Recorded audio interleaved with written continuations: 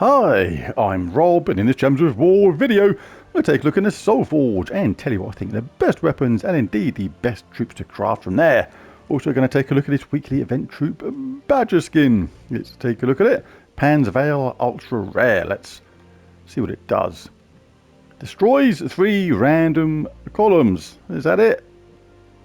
Okay, that's not that great. It doesn't say with full effect. I presume it's with full effect of collecting the gems that you destroy. Otherwise that would be deeply rubbish. Gain 1 attack when an enemy casts a spell is not that particularly good a trait, because basically you don't want the enemy casting spells in the first place. Become enraged when an enemy dies is okay. And reduce damage from skulls by 25% is okay. But overall not very good. That's a bit weak, that spell, so I'm going to give it 1 point for every column it destroys. Give it a whopping, not mediocre, 3 out of 10. But get it anyway. You may as well get at least one of these if you're low on glory, but if you have enough, you can get it to a mythic level absolutely straight away by spending a bunch of glory like that. Bingo bango, and you get some extra gold, some extra glory keys, gold keys, stuff like that. And whilst we're here, we can grab some Spoils of War. I always like to grab these. If you've got a bunch of glory sitting there doing nothing, more gold, more souls, more event keys, more fantastic Joy of Joy treasure maps, which we absolutely love. Anyway, did you hear about the guy who drank invisible ink? He's still at the hospital waiting to be seen. Right, so let's take a look at the weapons then. I'm not going to go over all the weapons that are here on a constant basis. They'll be in my Soulforge extra video, and I'll put a link to that in the description below. So first up we have Sleigh Bells. Does magic plus 2 damage to an enemy and a random enemy, then steal 1 magic from the enemy. So the spell is alright, not spectacular, but it's got some cool upgrades. One of them being a Peaceful. Peaceful is to silence the first enemy, and when an enemy is silenced they cannot collect mana or cast spells. So I always look at the upgrades on weapons because they're very important. I consider the upgrades as part of the spell because they effectively are, and important to consider that sort of thing, because that raises a weapon like this to the next level in a certain way, because Peaceful is a very, very good trait. What we got next? These are here all the time. Next one up is Radiant Jewel. Does magic-based damage to an enemy boosted by Pan's Veil allies. Then create a mix of 6 green and yellow gems for each Pan's Veil ally. So it uses red and purple, generates green and yellow, so make sure you got at least a couple of Pan's Veil troops in your team to make the most of all that lovely mana. And again, this has got Peaceful as well, so good for that as well. Yasmin's Pride. Pretty decent weapon this, I do like this one. Eliminate all armor from an enemy, then give all allies magic plus 1 life, boosted by armor eliminated. So nice, powerful weapon there, especially on the really high level events where the enemies get tougher and tougher all the time. Their armor just goes up and up. This is a really good shortcut to just getting rid of all that armor in one go. Very nice weapon indeed. Do like that a lot. Glaive of Many Goats. This is one of the weapons I think the devs want smoking something when they come up with these names. Glaive of Many Goats. Where'd you get that from? Anyway, does magic-based damage to an enemy boosted by wild folk allies, then create a mix of 6 green and yellow gems for each a wild folk ally. So similar to the other weapon, this one uses red and brown, generates green and yellow. So same deal as before. Make sure you got at least a couple of other troops using green and yellow, or green and or yellow, to make the most of that mana. And it has Leaf as one of its upgrades, which means it starts a Leaf Storm when it's cast. Loot of the Veil. One of these cheapo weapons, just a mere 75 diamonds to get cast, but don't ignore it even if you don't think you're going to use it. It is an important weapon. These cheap ones are good to pick up because there'll be stages in the game where you need a certain amount of weapons fully upgraded from kingdoms to upgrade and progress your kingdom, and this is where these cheap weapons are actually really handy. Pick them up cheap, upgrade them cheap, helps you progress your game nice and easily. But it removes all green gems. This is kind of the anti-Pan's Veil weapon. Deals magic-based damage to an enemy boosted by the gems removed, and if the enemy is from Pan's Veil, or if the battle is in a Pan's Veil, deal a double damage. So quite a specialist for that kind of thing, but get it anyway, because like I say, these cheap weapons are definitely worth picking up. They help move on your kingdoms. We got next, Doomed Rod. Create 4 blue gems plus 1 gem per tempering level.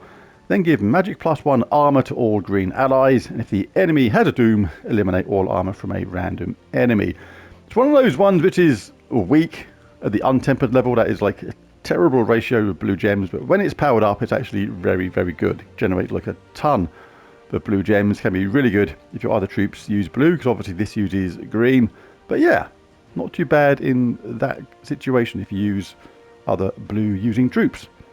Prism Staff. Choose a colour, remove all the gems of that colour with no effect, then deal magic-based scatter damage boosted by the gems removed. And it has enchanting as well as one of its upgrades, which is nice. Enchanting becomes enchanted basically as soon as you cast it, so it gets 2 mana every single round, meaning you can get to cast it again a lot quicker. But still quite specialist because of that removal of a colour. Wand of Stars is here all the time, but wasn't in my Soulforge extra video, so we'll give it a quick mention. Basically, if you've got enough resources and don't have it yet, just craft it. It is probably the best weapon in the game. Very good mana generator. Can backfire now and again, but not that often. Create 6 elemental stars, bless all allies, or create 7 umbral stars, which uses the opposite colours, and curse all enemies. So a bless and a curse all in one. It's like, with that choice, it's really good. Absolutely fantastic weapon. And because it uses all colours, you can literally throw it in pretty much any team. It's very good indeed. Fantastic stuff. What else have we got here? We got Daisy's Cudgel. Give her back. She's been looking for that. Explodes and magic +1 green gems. Grant a random status effect to all Pan's Veil allies. Then summon a Pan's Veil troop. So uses purple and brown and generates tons of mana. It's got the summon. It has a status effect. I'll call these explodey summony weapons. I do like them a lot. Tooth of the Wild, another explodey summony weapon. This time explodes the same amount of gems, magic +1. Grant a random status effect to all Wildfolk allies, then summons a Wildfolk troop. So a very similar weapon to Daisy's Cudgel. What else we got? Is that it? Lost Chant. Notice here, this is the invasion weapon at the same time, so don't craft it from here. I've got it, but I crafted it from the invasion shop, not from here. It's a much better value from the invasion shop, because you're going to go to tier 3, whatever it is, probably anyway, to help out your guild. So you kind of get it for free that way. Here, you got to spend a bunch of diamonds and that to get it, which is, yeah, a bit of a waste to get it from the invasion shop. But yeah, another explodey weapon. Explodes magic +1 green gems. Grant a random status effect to all Wildfolk allies and summon a Wildfolk troop. So, yes. Right, let's take a look at the troops then, see what we got. If you're missing troops, then take a look at these summoning stones. Have a little look through there. See if there's anybody you're missing. Same as all the other colours, and then maybe take the gamble on crafting some of these summoning stones. See if you get a little bit lucky picking up a troop you haven't got. It's a pretty good way of getting some troops. So I remember doing this when I was a newer player, and I got lucky a few times getting some troops which were relevant at the time. But some good ones here though. Angry Mob is a nice one. Right, let's take a look at the Mythics then. We'll start at the bottom and work our way up. And oh, we're starting strong. We have the Elder Dragon. Does magic +3 damage to all enemies. Creates 9 cursed gems boosted by cursed enemies. So that's actually a very powerful spell, because cursed gems are brown. So you're going to create that amount of brown gems, and it uses brown. So it can actually self-charge itself and then just do it again. But the good thing about it is as well is it eliminates 3 magic from all enemies when matching 4 or more gems. So if you can get this loop in, then you can just start taking away that magic from the enemy like so quick. It is a bit crazy sometimes. Starts battle with a Madness Storm. Doesn't actually help it completely fully, because Madness Storm is blue and purple and it doesn't use blue.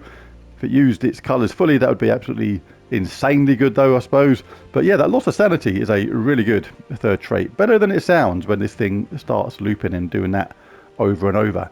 And because the cursed gems are brown, you're going to match them cursing the enemies, creating even more cursed gems on subsequent casts. So yeah, very good indeed. The Elder Dragon, do like it a lot.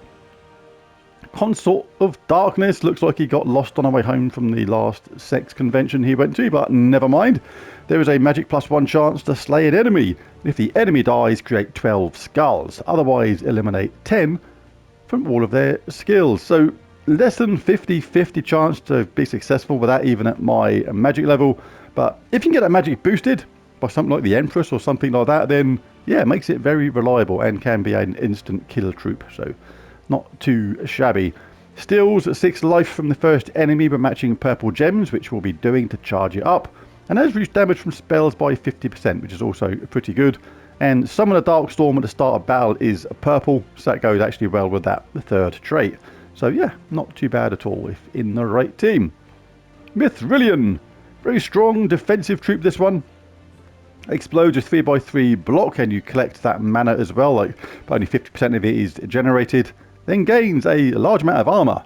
Barriers a random ally for every skull destroyed. So this is one of those troops you want to kind of control yourself. The AI doesn't normally do a particularly good job of using this kind of troop itself, because you do have to explode those gems in a place where you're going to destroy enough skulls to get a lot of barriers for your team. That is the kind of point of it. And there's some strong traits as well. Reduce damage from spells by 50% is very good, and reflect 75% of skull damage. Not reduction in skull damage, actually fires back 75% of skull damage. So if somebody done 100 skull damage, they would get 75 themselves. That is actually pretty cool, but it is very, very defensive. That's why a lot of people don't actually like it.